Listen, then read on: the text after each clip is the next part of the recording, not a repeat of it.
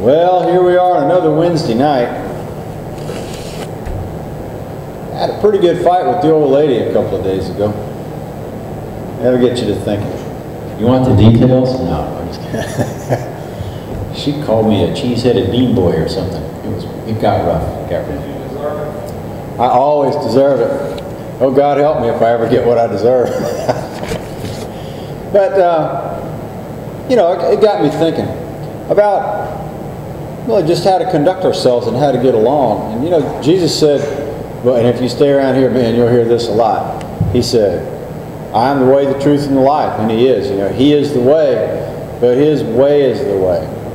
And, you know, I was sitting around like you do, you know, mulling things through my head. I try to quantify everything. Like, what if, you know, if this happened, what that?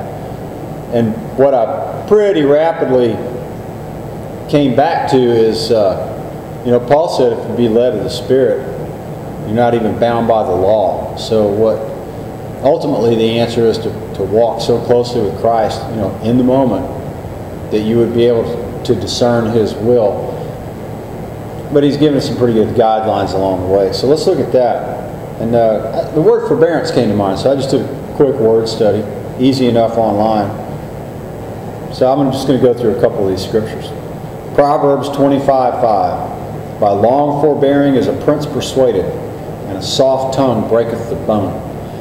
Well, if you think about the idea of needing to persuade somebody, probably one of the toughest cases to make is somebody that really has authority over you. You know, a boss at work, maybe your dad, whoever. So here's a good guideline, by long forbearing. So you need to set your mind right off the bat. This is going to be in for the long haul.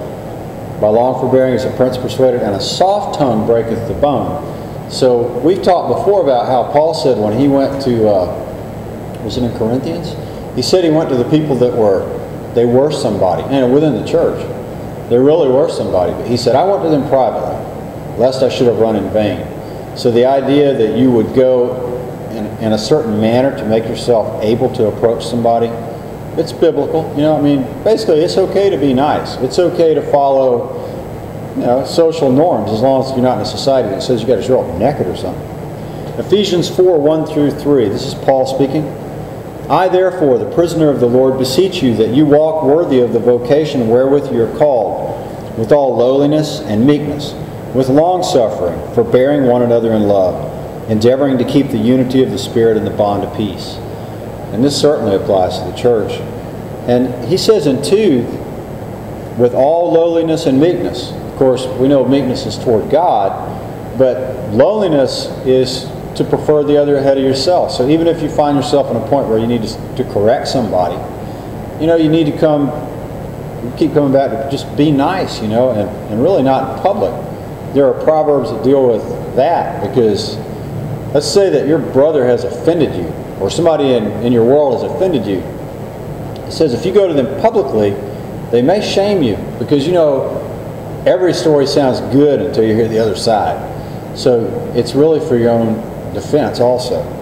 Move on down to Ephesians 6:1-10. Children, obey your parents in the Lord, for this is right.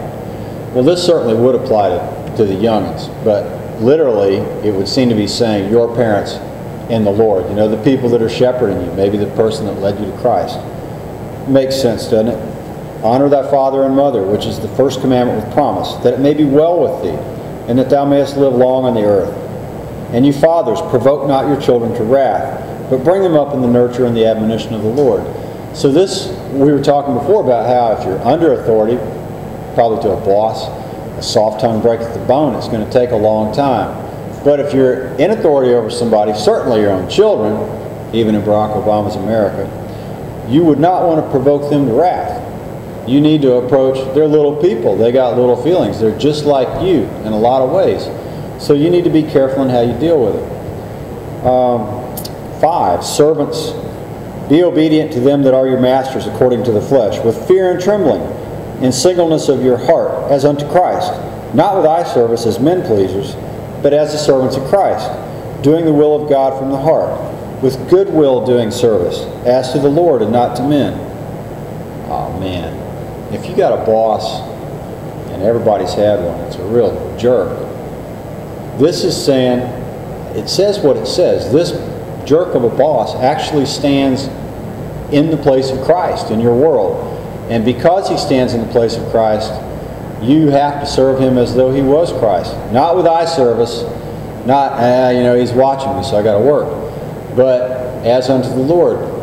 But like anything I could think of, if you're given a command in the Bible and it says to do something that would seem unpalatable or impossible, it really will tend toward your freedom, because the fact is that you need a job and you're going to have to work somewhere, and you may find yourself, trust me, you will find yourself in this predicament.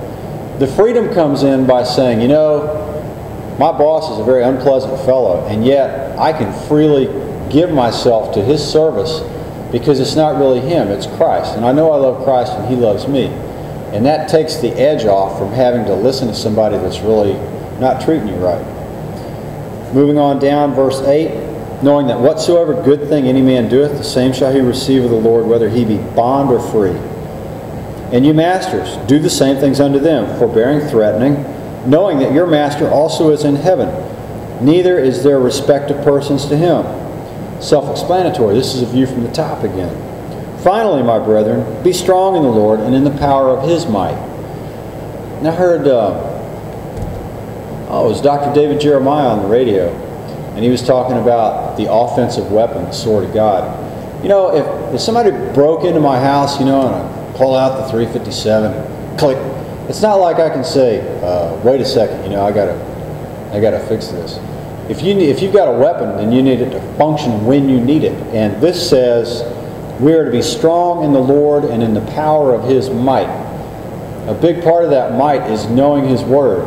And you need to know it in the moment. It's good to have concordances, but you need to be able to have that thing at the ready, when you need it. There's no substitute for it. You need to put your nose in the Word of God, which is, of course, the Bible. Let's go down to Colossians 3.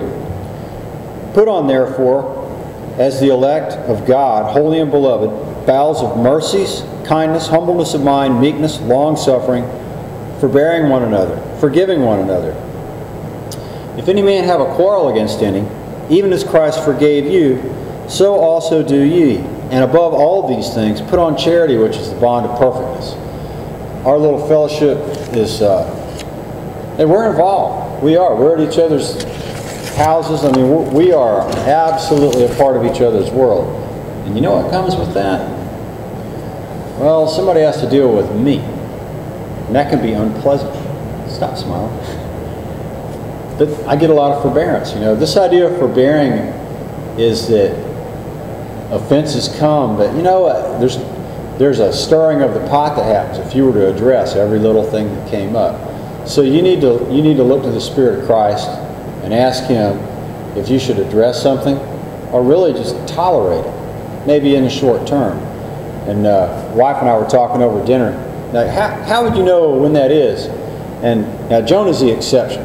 He's just kind of an odd guy. But if you look at the words of prophecy, in other words, the rebuke that the prophets brought to the children of Israel, you'll see over and over and over again that even though they were warning of dire consequences, the real hope was always that as a result of the warning, the people would turn, which is exactly what happened when Jonah went to Nineveh. He said, was it 30 days or 3 days, and Nineveh's overthrown?